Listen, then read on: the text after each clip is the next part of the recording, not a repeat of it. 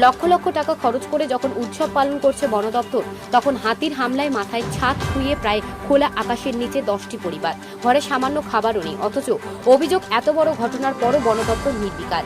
হাতির হামলা অব্যাহত ঝাড়গ্রামে। গতকাল রাতে হাতির হামলায় শিমুলডাঙ্গা এলাকায় প্রায় 10টি বাড়ি ভাঙচুর করে হাতির দল। বর্ষার সময় ঘর ভাঙা অবস্থায় চরম বিপদের মুখে পরিবারগুলো, কারণ রাতে ফের হাতির হামলা চলবে না তার নিশ্চয়তা নেই। পুলাপাটি কর্মবিরতি পালন করায় হাতি তাড়ানোও যাচ্ছে না, ফলে চরম সমস্যা এলাকার মানুষজন।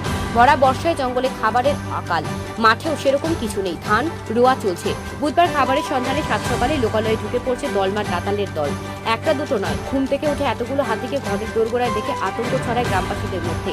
ঝাড়গ্রাম ব্লকের বালিভাষা, মানিকপাড়া সহ একাধিক এলাকায় তাণ্ডব চালায় দাতাল হাতির দলটি। ছোট বড় মিলিয়ে কমপক্ষে 30 থেকে 40টি হাতি রয়েছে ওই দলে। স্থানীয় সূত্রে জানা গেছে, রাতে ঘর ভেঙে ভোরবেলা দাতালের দল খাবারের খোঁজে ঝাড়গ্রাম ব্লকের বেশ কিছু গ্রাম সন্নিহিত চাষের জমিতে তাণ্ডব চালায়। হাতির তাণ্ডবে আতঙ্ক ছড়িয়ে পড়ে এলাকায়। দাতালের দলটিকে গ্রামবাসীরা জঙ্গলে ফেরানোর চেষ্টা করে। বেশ কিছুক্ষণ গ্রামের রাস্তায় রুটমার্চ করার পর অবশেষে দাতালের দল জঙ্গলে প্রবেশ করে। প্রায় 20 বিঘা চাষের জমিতে তছনছ করে দল।